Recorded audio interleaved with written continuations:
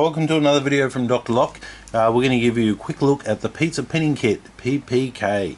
This is this new product here which we've got right here for DIY people, or people who just want to change their own locks. You might be in a foreign place, you might not be able to get hold of a locksmith.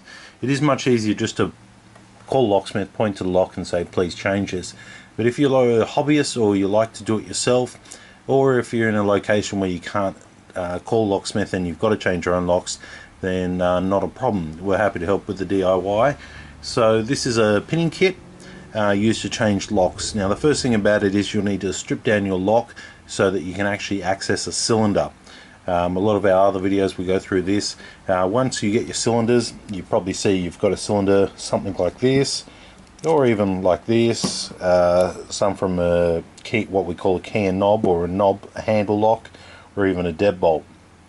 So first of all, the kit's available from drlock.com.au. You just simply purchase a kit. It's called lock pinning kit, or pizza pinning kit. You purchase that from us and then we send it out to you. There's over 100 different lock parts in there.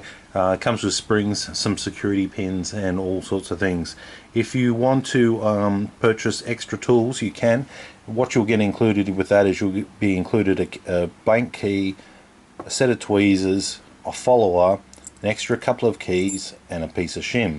So basically all these along here is what you will get when you select add the tools to the purchase. So first of all you buy the pinning kit, and then it'll ask you do you want the tools, and this is what you're paying the extra couple of dollars for. Now to start off with, we're going to start with a lock here. Let's assume that you want to change this lock and this is your key right here. You've stripped your lock down. Now what we've got to do is dismantle the lock. So I do recommend buying the extra tools because it'll make it easy. I'm just going to quickly go through and change this lock so that the old key can't work. So I'm going to push off this circlip around here. Now there is a few tools you might need, screwdriver, set of pliers, which are not included, we don't sell them, but generally you can pick them up from any hardware store. You might even have them if you're a DIY type of person. So I'm going to take off the tailpiece, the circlip. Now I'm going to put my key in there. Take note, this is a Yale key. The keys we supply with you are LW4C4, so that's a standard Lockwood profile. 95% of the time that's the most common one in Australia. So we'll supply these with the extra tools, but if you've got a Yale or something along those lines, or an EFCO or a Gainsborough, you still can use these pins, but you won't get the extra key blanks or the blank key. Okay, so if I needed to, I could actually use this piece of shim to shim this open. Refer to our other video and we'll show you how to do that. First thing I do is I remove my tailpiece, or remove my circlip. Then I simply turn the cylinder a slight turn, as you can see there. Then I'm going to insert my piece of shim so my top pins don't fall anywhere, and I'm going to use a follower to push the plug all the way through. Now this key here, let's take for example you kicked your boyfriend out and you don't want him coming back and you want to change your lock. We can do this by achieving, we can do this by simply changing one or two pins. So the first thing here I notice is a really high cut right here. I'm simply going to take a file and I'm going to turn that down. There we go.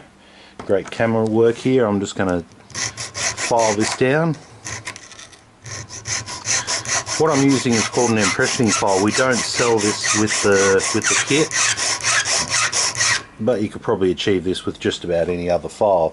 So I've filed down this second position here, and I'm going to make sure my ramps are good. And I'm also going to file down the third position here. It's always best to do more than one position. You can achieve it with one simple position, but it is better to do more than one position. Now I'm going to put my key back into the lock, and I can see already that my second chamber and my third chamber is lower. So I'm going to drop those pins, holding the other pins, and I'm just going to drop them. I'm going to come to my little pizza pinning kit here. I'm going to pop the lid just so it allows me good access. Put the key back in the plug, and now I'm going to find a suitable pin so that all the pins are level along the shear line. One's no good.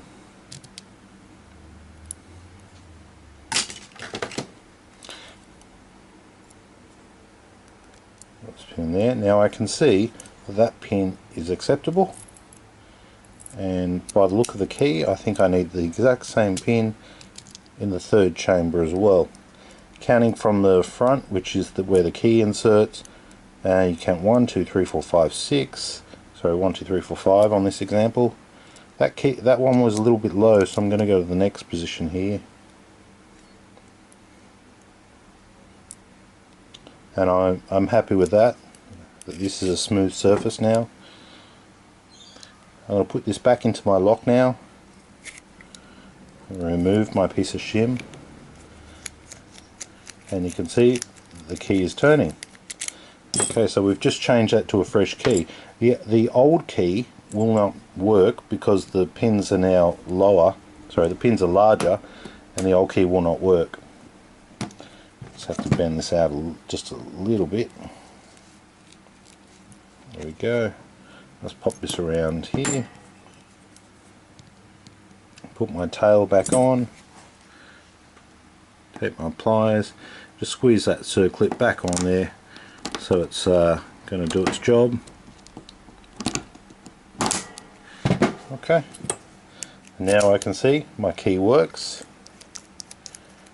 Okay, so we've changed that to a fresh key now. The old keys won't work. Now, for this example here, we also did with the shim. I do give a video on how to use a piece of shim. I was just about to use my locksmith tool, but I'm going to use the tools which we provide with you, which is a set of tweezers. I'm going to push down this little retaining pin here, rotate the back of the tail off anti-clockwise, remove it, remove the pin, and remove the spring. Okay, now I don't have a key for this one, so I'm going to show you how we're going to open this one up. We're going to use the Shim method, and with the key which was included in with the add additional tools, we're going to go through and we're just going to shim this. I do give a detailed video on how to shim a lock, not in this video, but there is other videos of ours that we do that under lock changing. And as you can see now, I'm actually just shimming the lock open. I'm on to the third pin, fourth pin, fifth pin, done. Okay, so now I have opened that lock. As you can see, it's on an angle. Now this is a 5-pin key in a 6-pin cylinder, and I can note that by looking at the actual pins. So the first thing I'm going to do is I'm going to drop that last pin, and once I push it through, I'm going to drop it on the back of it as well. Now these are the keys which were supplied with the pizza pinning kit. I'm going to drop all the old pins here, and I'm going to go through and select the appropriate pins for this particular cylinder. What I could have done is I could have reused a few of the pins. Like I can see here that this one here might suit here. You can do that to save pins. Completely up to you. Now that's acceptable. That's flat on the shear line. Put a 3 in the front here. Yep. You might also notice these are color coded as well. They do go through to 1 all the way to 10 plus your springs. We also do include mushroom pins, which are called spool pins, and I'll show you how to insert them as well. They will increase your security and make it harder for other people to pick your locks. So we do include 3 of them with each kit, and if you wish to use them, by all means you can. Just be aware that it will make your lock harder to pick, so if people do try picking a lock, it's going to be harder. Okay, so that pin's a bit small. We'll move up to probably about a 6, and I'm happy with that.